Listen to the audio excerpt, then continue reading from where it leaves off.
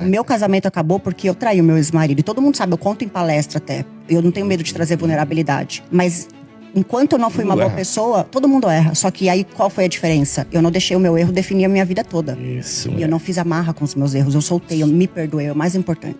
No vídeo de hoje, a verdade por trás da traição feminina não é arrependimento, é medo de ser descoberta.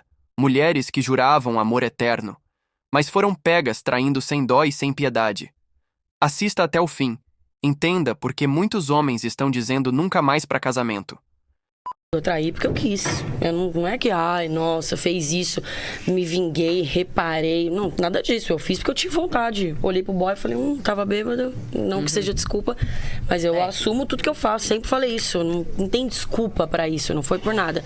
Mas, obviamente, que, né, vindo do histórico de relacionamento que eu tinha, da pessoa que eu tinha do meu lado, por tudo que eu já tinha passado, assim, quando você tá numa relação, eu namorei 5 anos e nunca nem olhei pro outro cara. Nunca nem olhei pro outro cara durante 5 anos de relacionamento. Então, acho que assim, tudo depende da relação que você tem, da pessoa que tá do seu lado. Nem sempre é só você, entendeu? Tudo que a gente faz é um reflexo, toda ação. Absurdo que essa câmera de segurança, ela flagrou na minha casa, pessoal. Essa mulher aí, ó, que tá chegando aí no vídeo, ela é minha esposa, tá? E esse rapaz aí, apesar dele ser de uma empresa de eletricidade, ele é um amigo nosso, né? Um amigo nosso em comum. E ele foi até a nossa casa para poder resolver aí a questão do aquecimento da nossa piscina, tava caindo disjuntor, tava uma loucura. Então a gente, né, eu tava trabalhando nesse dia, né, nesse horário aí, nesse período. E aí a minha esposa, ela ligou para ele e solicitou o serviço dele, né? Então ele foi até a nossa casa e vocês vão ver, pessoal, vocês vão ver a loucura que vai acontecer nessas imagens, tá? É algo que realmente eu nunca imaginei na minha vida. Né? Vocês podem notar ali, ó, que ele tá mexendo na fiação, né? Normal, começou a arrumar ali, e ela começa a conversar com ele, porque é um amigo nosso em comum, né? A gente conheceu ele na época da faculdade, e a gente tem meio que uma amizade. A gente não se vê muito, mas às vezes ele presta algum serviço pra nós, às vezes a gente se encontra, né? Vai pra barzinho junto assim e tudo mais, mas é bem esporádico, tá, pessoal? E aí, ó, olha agora, ó, olha só o que esse sem vergonha faz, pessoal. Ele pede pra minha esposa olhar como tava a fiação ali, e ele começa a olhar pra baixo da saia dela. Olha lá, olha o absurdo que ele teve coragem de fazer, pessoal. Olha o absurdo, eu tô chocado até agora, tá? Depois que eu vi essas imagens, eu fiquei chocado. Ele sumiu, viu? Ele sumiu. Tentei ligar pra ele, tentei encontrar ele não tá mais na casa que ele tava, ele simplesmente desapareceu. Olha o absurdo, pessoal. Ele tá pedindo pra minha esposa olhar como tá a fiação ali, o tubo de fiação, e ele tá olhando debaixo da saia dela. Esse canalha, ele teve a pachorra, vocês podem ver que ela tá negando ali, né? Ela não percebeu nada, assim, se dependesse dela, nada aconteceria. E nesse momento, ó, esse sem vergonha, ele resolve pegar ela no colo, pessoal. Eu não sei com qual intenção ele tá fazendo isso, mas assim, por todo o tempo que a gente tem de amizade, bom, enfim, né? E a minha esposa ali tá normal, tudo bem, né? Aparentemente tá tudo tranquilo, apesar dessa servengonhice que ele tava fazendo ali, né? E ele segue trabalhando ali e tal. E ali, ó, pessoal, vocês repararam que tem uma salinha ali no final? Ali é a salinha, é a casa das máquinas que a gente chama, né? Então ali fica outras máquinas, bomba da piscina, fica essas coisas lá, né? E vocês vão notar, pessoal, que ó, ele tá fechando a maleta dele, provavelmente ele já fez o trabalho que ele teria que fazer ali, e eles vão pra lá, pra essa salinha, pra ele olhar a bomba da piscina, talvez, né? Acredito eu que sim, porque eles ficaram muito tempo ali. Né, eu não sei qual que é a procedência desse serviço, né, o que ele precisa fazer, mas ó, repara, ó, tá aparecendo a blusa dele lá, tá vendo? Agora ele fecha a porta. Eu só não entendi até agora o sentido dele ter fechado essa porta. Então, gente, hoje eu vou falar pra vocês o dia que eu traí meu namorado e ele tava na porta de casa me esperando. Sim, gente, eu vou falar. Hoje eu acordei com vontade de falar, eu vou falar, vou abrir minha boca no mundo.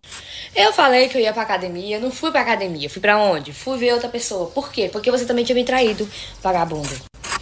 E já aproveitando, o que eu sei que esses vídeos chegam em você? Tu acha que eu não descobri aquele chifre que tu me botou em Uruçuí? Ó, eu falando aqui. Quando tu for tirar sua habilitação, não, vagabundo? Eu descobri, viu? Eu descobri. E eu com uma boa garotinha, uma boa, como é, gente, sagitariana, não sei, sagitariana, eu descontei, tá bom? Eu descobri, eu falei assim, eu não vou largar desse divo mesmo, né? Então eu vou começar a brincar? Vamos brincar? Vamos. Pegue seu berrante, vamos todos brincar. E eu acho que ele foi, gente, numa terça-feira, foi na terça.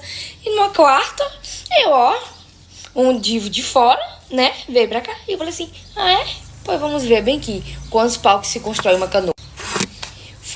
Disse assim, eu vou pra academia. E eu fui pra academia meio-dia, que eu vim do serviço. Fui pra academia meio-dia, mas não faltei meu treino não, quando eu sou vagabunda. Fui pra academia meio-dia, o divo não sabia. Ai, que eu me arrependo. Aí quando foi de noite, eu falei que ia pra academia, como sempre, né? E não fui pra academia, galera. Eu não fui pra academia. Não fui pra academia. Ai, você foi fazer o quê? Ai, não te interessa. Aí esse divo, né? Esse menino também, gente, que ele era de outra cidade também, ele era meio assim, sabe? Aí ele sabia que eu namorava. Só que ele sabia também que eu era corna, entendeu? Então, tipo assim, ele se prontificou com a minha história, sabe? De sofrimento. Ele fez essa caridade, sabe? Pois ele, gente, ele acho que não, ele tem ódio desse menino. Ele queria um tempo, ele falou assim, eu vou passar por cima desse menino de carro, eu vou passar. O gatinho de fora, então, a gente saiu, né, gente? Eu vou contar o chifre, né? A gente saiu, deu os beijinhos, sabe? Não é a primeira vez que eu tive que ficar com esse menino, só que eu tive que ficar com ele antes que eu namorar, entendeu? A gente ficou assim. Gente, mas nesse dia eu saí daqui de casa e tomei um vinho. Não tem uns vinhos assim, vocês viram assim, que vem na garrafinha assim? Eu tomei esse vinho. Gente, eu fui doida. Eu fui assim, gente, eu fiz isso num ódio, numa raiva. Porque eu sabia que tinha botado no chifre na terça. Então na quarta eu já botei. Vocês imaginam na minha cabeça como é que não tava. Aí, sabe o que eu achava, gente? Eu me sentia vingada. Depois que eu me sentia vingada, parece que eu falei assim, não, pronto, agora pronto. O divo chegou, né? Aí o divo veio me deixar aqui. Eu falei, não me deixa aqui, me deixa ali na esquina. Beleza. Quando? Porque como eu tava fazendo essas coisas, eu não tava respondendo o celular, né? Quando eu tava vindo dali, o divo tava na porta de casa.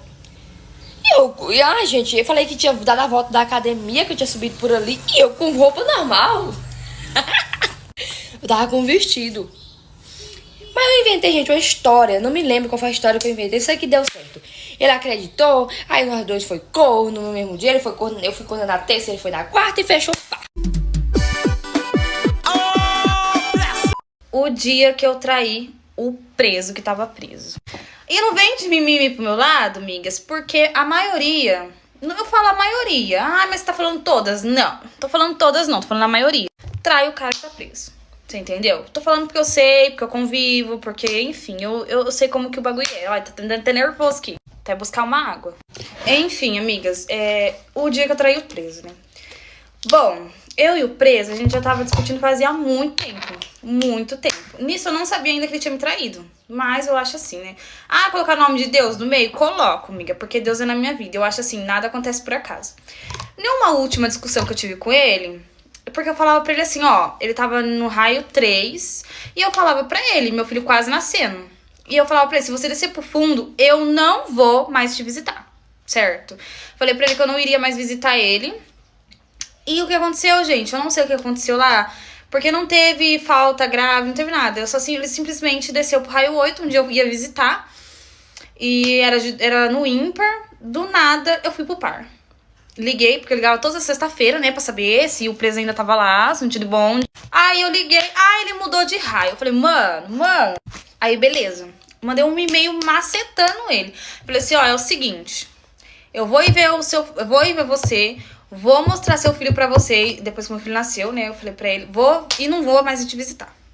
Nisso, a gente não largou, gente. Por isso que eu falo, eu estava junto com ele, mas a gente não largou. A gente teve uma discussão e eu peguei e comecei errar aqui fora, né? Sou mulher o suficiente de falar que sim, errei. Porque as menininhas tá tudo por aí, ninguém vem aqui e admite. Eu tô admitindo, errei, traí. Aí, beleza. Muito beleza. Aí eu conheci uma pessoa aqui fora, envolvida também. E adivinhem só, gente, eu entrei num BO. No vídeo de hoje, vamos falar de um tema polêmico e real. A traição feminina. Muita gente acredita que quando uma mulher é pega no flagra, ela se arrepende do que fez. Mas a verdade é dura. A maioria não se arrepende de ter traído. Ela se arrepende de ter sido descoberta. Quando pega no erro, a reação não é de consciência limpa. mas de desespero por perder status, conforto ou benefícios.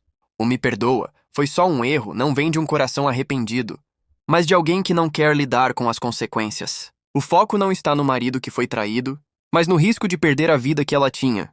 Muitas vezes a traição não acontece por falta de amor, mas por ego, vaidade e busca por atenção.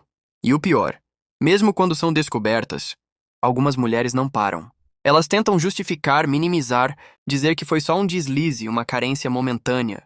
Mas no fundo, a atitude revela o que realmente importa para elas. Alimentar o próprio ego, não preservar a relação.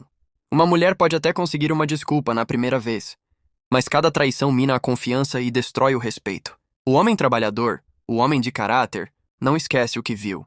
E quando ele decide dar as costas, não é apenas para a mulher, é para a dor de ser usado e enganado. O arrependimento tardio não muda nada, porque o que foi quebrado não se reconstrói facilmente. A traição feminina mostra uma dura realidade. O arrependimento raramente é genuíno. Não é culpa, é medo da perda. Não é amor, é apego ao conforto. E é por isso que tantos relacionamentos chegam ao colapso. Porque quando o respeito acaba, não existe volta. Quando são pegas, as frases se repetem como um roteiro. Foi só uma vez, não significa nada. Você também não dá atenção para mim. Eu estava carente, foi um erro. Perceba, nenhuma dessas frases é arrependimento. São justificativas para reduzir o peso do que fizeram. É a tentativa de virar o jogo, de transformar a traição em culpa do marido. Algumas ainda usam lágrimas como ferramenta. Choram, juram que foi sem intenção, mas continuam escondendo mensagens, seguindo o mesmo comportamento em silêncio. Não se trata de arrependimento, mas de medo de perder o provedor, o conforto, a estabilidade. A lágrima não é por amor, é pela vida que pode acabar desmoronando. Homens precisam abrir os olhos. Não confunda lágrimas com arrependimento. Não confunda desculpas com mudança real. O verdadeiro arrependimento não vem da boca, vem da atitude. E na maioria dos casos, o que vemos é apenas a tentativa desesperada de segurar o que já foi perdido. A traição feminina raramente vem com culpa sincera. O que existe é o medo de ser pega. Porque quando a máscara cai, fica claro, não era amor, era conveniência. Quando um homem descobre a traição, não é só o relacionamento que acaba, é a confiança dele no amor, na fidelidade e até na própria capacidade de escolher uma parceira. Ele começa a carregar a cicatriz invisível. Será que todas são assim? Será que vale a pena casar? É nesse ponto que muitos homens decidem nunca mais se entregar de verdade. Muitos homens trabalhadores de caráter param de acreditar no casamento depois de uma traição. Eles não querem mais ser provedor para quem não os respeita. E preferem investir em si mesmos, no trabalho, nos sonhos, do que correr o risco de ser enganados de novo.